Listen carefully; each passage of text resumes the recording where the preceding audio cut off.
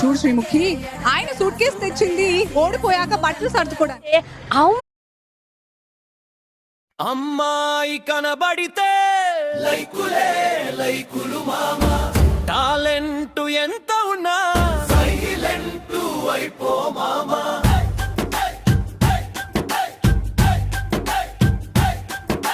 సన్నాయి వంటి నడుములు, 1000 లైకులు మొదలు ఉన్నాయిలే ఆలోచనలు, లాభమేమిటి తెలివికి చెదలు.